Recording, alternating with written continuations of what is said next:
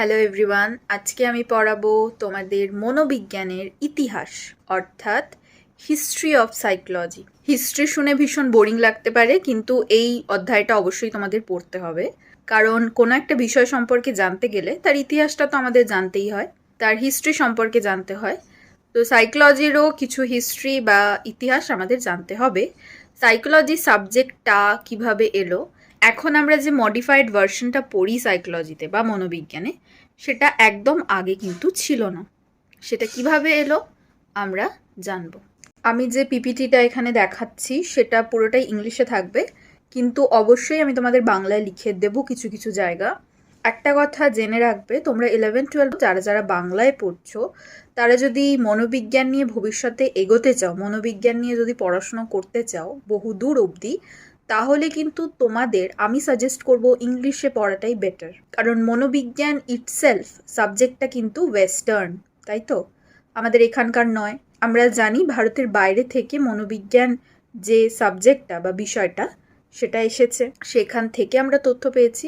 তো মনোবিজ্ঞান কিন্তু সমস্ত বই বা একদম সমস্ত নোটস সমস্ত কিছুই তোমরা কিন্তু ইংলিশে পাবে। বাংলায় যে একদমই অসম্ভব পড়া বা বাংলায় যে পড়া যায় না সেটা নয়, কিন্তু ইংলিশে পড়াটা বেটার। কারণ ইংলিশে তোমরা অনেক টার্ম বা ইংলিশে অনেক শব্দ যেগুলো পড়া খুব সহজ, সেগুলো বাংলাটা কিন্তু একটু শক্ত। যেহেতু মনোবিজ্ঞান ভারতের নয়, মনোবিজ্ঞান এসেছে আমাদের ভারতের বাইরের দেশ থেকে, অবশ্যই তোমরা চেষ্টা করবে বাংলায় যেহেতু এখন পড়ছো তার সাথে সাথে কিছুটা ইংলিশের নলেজটাও রাখতে। সেটা কিন্তু তোমাদের ভবিষ্যতে তোমরা যদি মনোবিজ্ঞান নিয়ে পড়তে চাও তাহলে কিন্তু তোমাদের অনেকটা সুবিধা হবে। মনোবিজ্ঞান বা সাইকোলজি এই শব্দটা কিন্তু প্রথম সাইকি অর্থাৎ সোল এবং লোগোস অর্থাৎ স্টাডি বা সায়েন্স থেকে এসেছে। প্রথমেই বলি, আমরা যে এই স্টাডি করব সোল এর বা মাইন্ডের, এটা কি পসিবল, এটা কি খুব সায়েন্টিফিক হবে? সেটা হবে না। কারণ সোল আর মাইন্ডকে আমরা কি চোখে দেখতে পাই? মাইন্ড অর্থাৎ মন, আর সোল মানে হলো আত্মা। তো আত্মা আর মনকে কি আমরা চোখে দেখতে পাই? দেখতে পাই না। তাহলে এটার আবার স্টাডি করব কেমন করে? তাহলে প্রথমে সাইকোলজি বা সাইকি কথাটার মানে হলো সোল অর্থাৎ মাইন্ড, কিন্তু আমরা কখনোই মাইন্ড বা সোলের ডেফিনেশন বা স্টাডি আমরা করি না। ইভেন সাইকোলজি আত্মা আছে বলে সেটাকেই বিশ্বাস করে না। তাহলে এই ডেফিনেশনটা রিজেক্টেড হবে অবশ্যই। একদম প্রথমে যখন সাইকোলজি বা মনোবিজ্ঞান বলে কোনো সাবজেক্ট ছিল না, তখন এই ডেফিনেশনটা মনে করা হতো যে আমরা যদি মাইন্ডকে বা শরীর বা আত্মাকে আমরা স্টাডি করতে পারি, সেটা আমরা সাইকোলজি হিসেবে একটা সাবজেক্টে পড়ব। তো সাইকোলজি এই কথাটা এসেছে গ্রিক দুটো শব্দ থেকে, যার অর্থ হলো সাইকি অর্থাৎ সোল বা মাইন্ড, অ্যান্ড লোগোস অর্থাৎ সায়েন্স বা স্টাডি।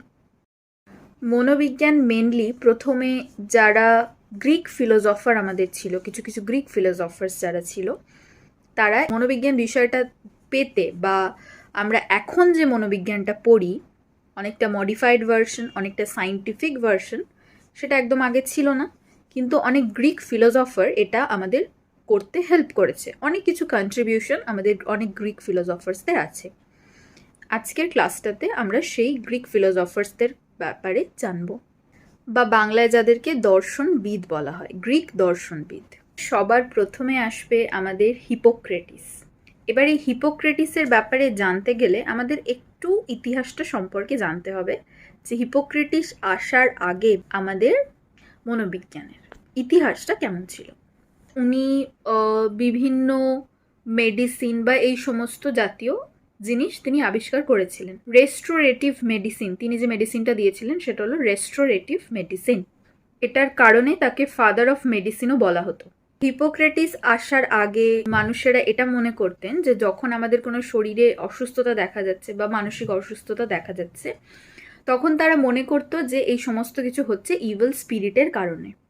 ইভিল স্পিরিট অর্থাৎ খারাপ আত্মা, কোনো খারাপ আত্মা একটা মানুষকে ভর করেছে, সেই কারণে আমাদের বিভিন্ন ইলনেস বা বিভিন্ন শারীরিক অসুস্থতা বা মানসিক অসুস্থতা দেখা যাচ্ছে। তো এই ধারণাটা থেকে প্রথম আমাদেরকে আশার আলো দেখিয়েছিল বা প্রথম এই ধারণাটা ভঙ্গ করেছিল হিপোক্রেটিস।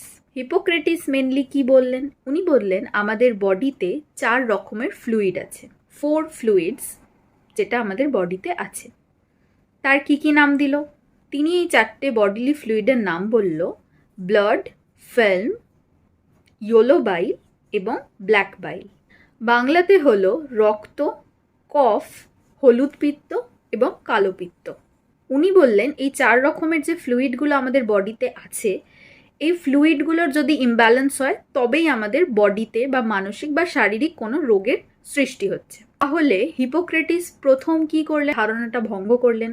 আগে যেমন কি করা হতো, কোনো মানুষের যদি শরীর গরম হয়ে যেত, জ্বর এলে তো শরীর গরম হয়ে যায়, তো সেটা যদি হতো তখন সবাই ভাবতো যে একে হয়তো ইভিল স্পিরিটে ভর করেছে, আমরা একে একটা সেপারেট রুমে রেখে দিই, তাহলে কিছু দিন পরে ইভিল স্পিরিটটা ছেড়ে চলে যাবে। কিন্তু সেটা করলে একটা জ্বরের রোগীর সাথে আমরা যদি সেটা করি, তাহলে সেটা কি পসিবল হবে? সেটা কখনোই সম্ভব নয় যে সে অটোমেটিক্যালি সুস্থ হয়ে যাবে। সেই সময় তার সেবা করা প্রয়োজন, তাকে ওষুধ দেওয়া প্রয়োজন।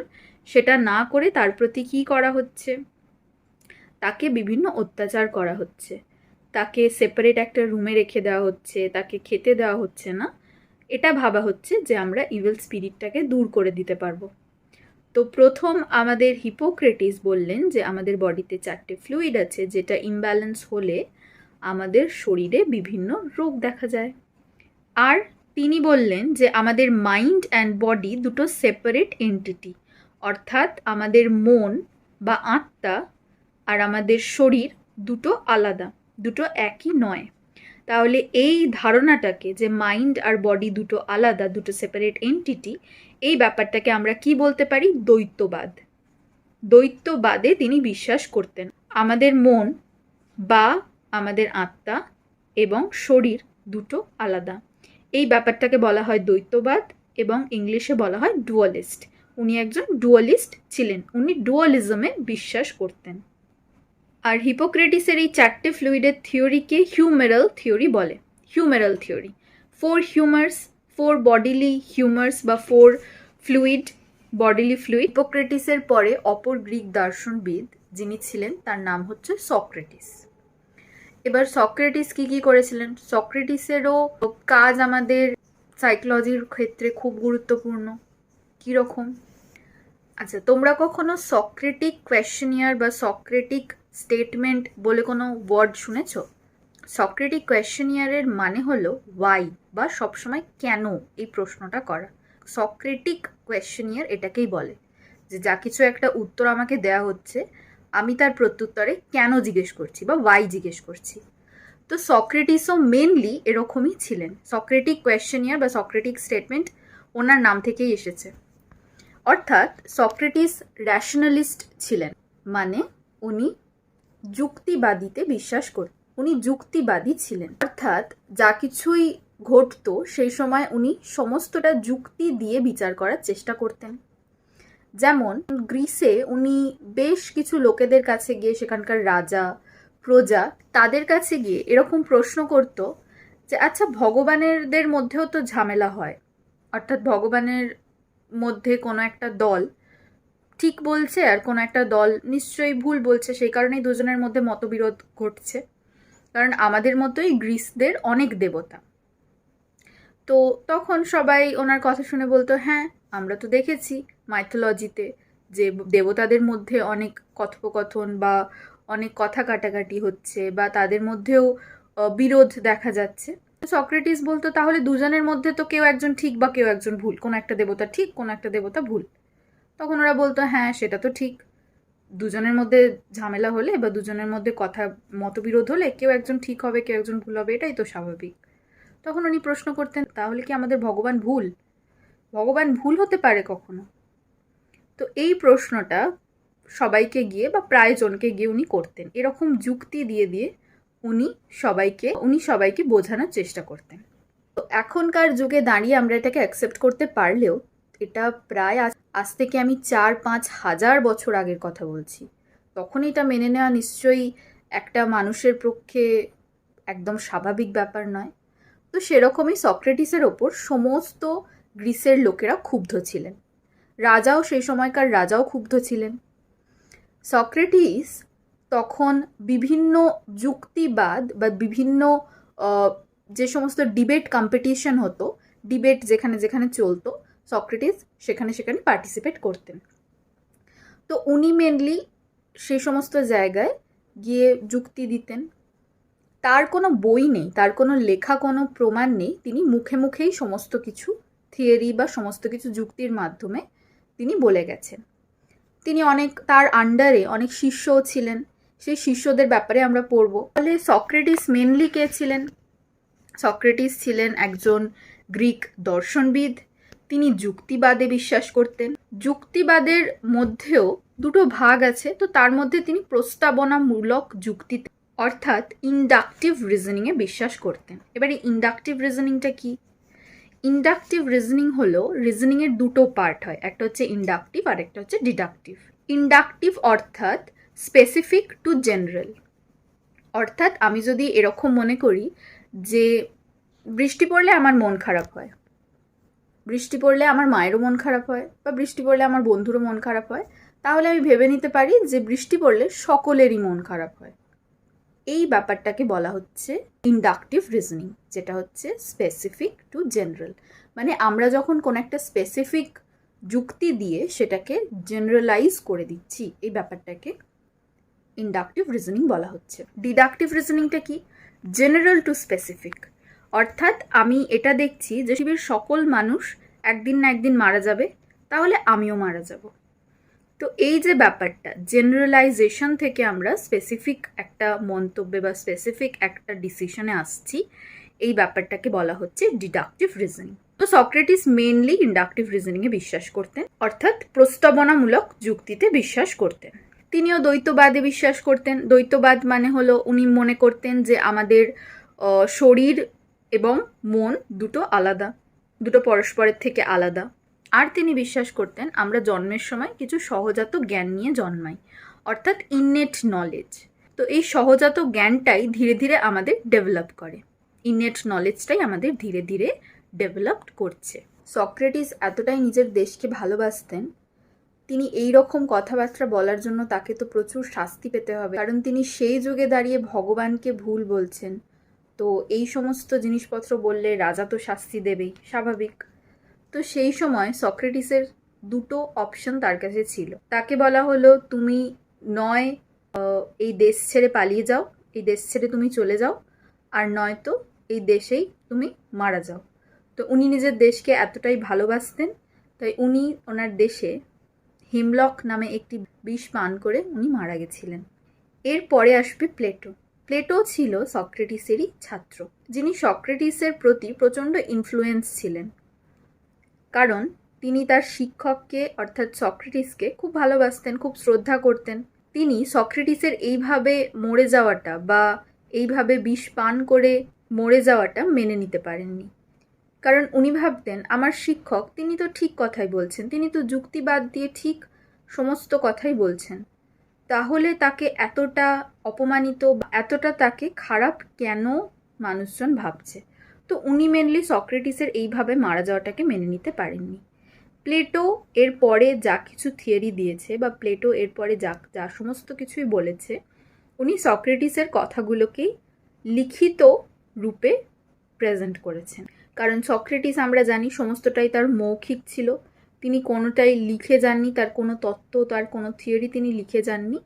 কিন্তু প্লেটো সক্রেটিসেরই সমস্ত থিওরি বা তত্ত্বকে লিখিতভাবে দিয়ে গেছেন। প্লেটো সক্রেটিসের মতোই দ্বৈতবাদ ছিলেন, অর্থাৎ তিনিও বিশ্বাস করতেন যে মানুষের শরীর এবং আত্মা দুটো আলাদা। তিনিও বিশ্বাস করতেন যে আমরা ইননেট নলেজ বা সহজাত জ্ঞান নিয়েই জন্মাই, আমাদের জ্ঞানটা পরে ডেভেলপ করে। প্লেটো বিভিন্ন রূপক বা অ্যালেগ্রি দিয়ে গেছেন, তার মধ্যে দুটো ফেমাস হচ্ছে cave Allegri and chariot Allegri, যেটা তোমাদের জানার যদি কখনো ইচ্ছা হয় তোমরা আমাকে কমেন্ট করে জানাতে পারো। এই রূপকগুলো ভীষণই ইন্টারেস্টিং গল্প বেসিক্যালি, কারণ রূপক মানেই হচ্ছে গল্পের আড়ালে সত্যটাকে বলা, বা একটা গল্প সেটা হচ্ছে সিম্পল একটা গল্প, সেই সিম্পল গল্পটার আড়ালেই একটা ডিপ মিনিং আছে, যেটাকে মেটাফোর বলা হয় বেসিক্যালি। এই দুটো ভীষণ ফেমাস। প্লেটো মেনলি এই দুটো অ্যালিগ্রির কথা বলেছেন, যেটা আবারও সক্রেটিসেরই কথা, কিন্তু উনি রূপক হিসেবে এটাকে প্রেজেন্ট করেছেন, যেটাকে বাংলায় বলা হয় গুহার রূপক এবং রথের রূপক। আর প্লেটো এতটাই সক্রেটিসের প্রতি উদ্বুদ্ধ ছিল যে তিনি তার সমস্ত এই রূপক বা সমস্ত এরকম গল্পে বা সমস্ত এরকম অ্যালিগ্রিতে যে হিরোটা রাখতেন, সেই হিরোটার নাম দিতেন সক্রেটিস। প্লেটোর পরে প্লেটোরই একজন শিষ্য যিনি হলেন অ্যারিস্টটল। তো প্লেটোর পরে এরপরে অ্যারিস্টটল আসবে। অ্যারিস্টটল নিজেকে দাবি করতেন যে তিনি প্লেটোকে ভীষণ সম্মান করতেন, অর্থাৎ ইনফ্লুয়েন্স ছিলেন প্লেটোর প্রতি। কিন্তু মজার কথা হলো অ্যারিস্টটল আসলে প্লেটোর সারা জীবন ধরে বিরোধিতা করে গেছে। অ্যারিস্টটল যা কিছু বলেছে সমস্তটা ছিল প্লেটোর উল্টো, অর্থাৎ অপোজিট। প্লেটো ছিলেন দ্বৈতবাদ, কিন্তু অ্যারিস্টটল ছিলেন অদ্বৈতবাদ। অর্থাৎ অ্যারিস্টটল মনে করতেন মন এবং শরীর দুটো একই সত্তা, mind and body are one single entity. তিনি এটা মনে করতেন। তিনি ছিলেন মনিস্ট, অর্থাৎ অদ্বৈতবাদ। তাহলে ইংলিশে এটাকে বলা হবে মনিস্ট, আর বাংলায় যেটা হলো অদ্বৈতবাদ। তাহলে প্লেটো ছিল ডুয়ালিস্ট, অর্থাৎ দ্বৈতবাদ, এবং অ্যারিস্টটল যে ছিল প্লেটোর ছাত্র বা শিষ্য, তিনি ছিলেন মনিস্ট, অর্থাৎ অদ্বৈতবাদ। অ্যারিস্টটল আরও বলেন, তিনি তো র্যাশনালিস্ট ছিলেনই, কিন্তু তিনি ইন্ডাকটিভ রিজনিংয়ে বিশ্বাস করতেন না। তিনি বিশ্বাস করতেন ডিডাকটিভ রিজনিংয়ে। ডিডাকটিভ রিজনিংটা কি? জেনারেল টু স্পেসিফিক, অর্থাৎ সবার কোনো একটা জিনিস হলে, সব সময় কোনো একটা জিনিস হলে আমরা সেটা ভেবে নিতে পারি যে হ্যাঁ কোনো একটা সময় বা পার্টিকুলার কোনো একটা সময় সেটাই ঘটবে। এটিকে বলা হচ্ছে ডিডাকটিভ রিজনিং, অর্থাৎ জেনারেল টু স্পেসিফিক। তাহলে তিনি প্লেটোর এই দুটো জায়গায় বিরোধিতা করলেন। একটা হলো মনিস্ট ছিলেন তিনি নিজে, অর্থাৎ অদ্বৈতবাদ, এবং তিনি বিশ্বাস করতেন ডিডাকটিভ রিজনিংয়ে, কিন্তু প্লেটো বিশ্বাস করতেন ইন্ডাকটিভ রিজনিংয়ে। আচ্ছা, এরপরে আরও একটি জায়গায় তিনি মতবিরোধ দেখালেন। সেটা হলো প্লেটো বলতো যে তিনি ইনেট নলেজে বিশ্বাস করতেন, এবং অর্থাৎ সহজাত জ্ঞান, যেটা আমাদের বয়সের সাথে সাথে বা আমরা বিকাশ পেলে সেটা বাড়তে থাকবে। কিন্তু অ্যারিস্টটল বিশ্বাস করতেন সহজাত জ্ঞান বলে কিছু হয় না।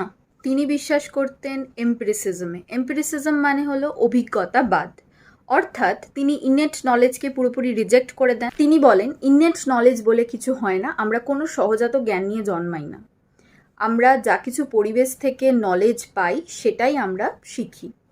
আমরা আমাদের পঞ্চ ইন্দ্রিয়ের সাহায্যে যা কিছু পরিবেশ থেকে পাচ্ছি সেটাই আমরা নলেজ হিসেবে নিচ্ছি। এটাকে বলা হচ্ছে এম্পিরিসিজম, অর্থাৎ অভিজ্ঞতাবাদ। তিনি এটাতে বিশ্বাস করেছিলেন। তাহলে অ্যারিস্টটল বলতেন যে তিনি প্লেটোকে খুব শ্রদ্ধা করতেন, প্লেটোরকে তিনি আইডিয়াল মানতেন, কিন্তু আসলে অ্যারিস্টটল কি করেছিলেন? প্লেটোর পুরোপুরি অপোজিট কাজ করেছিলেন। প্লেটো যা কিছু বলেছিল তার পুরোটাই তিনি অপোজিট করে গেছেন। আরেকটি জরুরি কথা, অ্যারিস্টটলই প্রথম তার ডি অ্যানিমা বইয়েতে সাইকোলজিকে সায়েন্স হিসেবে লেখেন। সাইকোলজি সাবজেক্টটাকে সায়েন্স বলে তিনি গণ্য করেন প্রথম অ্যারিস্টটল তার ডি অ্যানিমা গ্রন্থে। এরপরে যিনি আসবেন তিনি হলেন রেনে দেকার্ত। রেনে দেকার্ত আমাদের সাইকোলজিতেও ভীষণ গুরুত্বপূর্ণ, কারণ তিনি প্রথম, আমরা যেটাকে এখন পিনেল গ্ল্যান্ড অর্থাৎ পিনিয়াল গ্রন্থি বলি, সেটা উনি প্রথম কোনোরিয়াম নামে বলেন, যে আমাদের মাইন্ড অ্যান্ড বডি, অর্থাৎ আমাদের মন এবং শরীরের যে মিটিং পয়েন্ট সেটা হলো আমাদের পিনিয়াল গ্ল্যান্ড। অর্থাৎ উনি বলেন যে আমাদের মাইন্ড এবং বডির যে মিটিং পয়েন্ট একটা আছে আমাদের শরীরে, সেটা পিনেল গ্ল্যান্ড, ওটার মাধ্যমে আমাদের মাইন্ড অ্যান্ড বডি ইন্টারঅ্যাক্ট করে। তাহলে আমাকে এবার বলো, উনি যেই মাইন্ড আর বডি দুটো ইন্টারঅ্যাক্ট করে, তাহলে উনি তো দুটোকে আলাদা বললেন, তাই তো? তাহলে উনি কি হবেন? ডুয়ালিস্ট না মনিস্ট? অর্থাৎ দ্বৈতবাদ নাকি অদ্বৈতবাদ? দ্বৈতবাদ হবেন, কারণ উনি বললেন আমাদের মাইন্ড এবং বডি দুটো আলাদা, দুটো ইন্টারঅ্যাক্ট করে, অর্থাৎ কমিউনিকেশন করে বা কথাবার্তা বলে বা সিগন্যাল আদান প্রদান করে আমাদের পিনাল গ্ল্যান্ডের মাধ্যমে, যেটা আমাদের শরীরে থাকে। উনি বলেন যে আমাদের শরীরটা একটা মেশিনের মতো, আমাদের মাইন্ড হচ্ছে শরীরের থেকে সুপিরিয়র। মাইন্ড আমাদের বডিকে সিগন্যাল পাঠায় এবং বডি সেই অনুযায়ী অ্যাক্ট করে।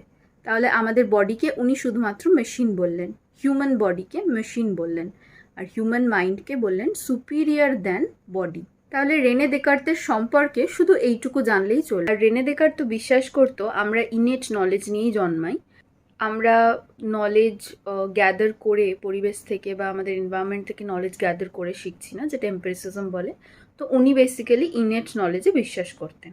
এরপরে যার ব্যাপারে আমরা জানবো তার নাম হলো ইম্যানুয়েল কান্ত। তো ইম্যানুয়েল কান্ত এই সমস্ত কনফিউশন যা কিছু ছিল, ইনেট নলেজে বিশ্বাস করব নাকি এম্পিরিসিজমে বিশ্বাস করব বা সহজাত জ্ঞানে বিশ্বাস করব নাকি জ্ঞানমূলক জ্ঞানে বিশ্বাস করব, উনি এই পুরো যুক্তিতর্কের মাঝে নিজের একটা আলাদা চিন্তা ভাবনার কথা বললেন। উনি বললেন আমরা 3 রকমের জ্ঞান নিয়ে জন্মাই।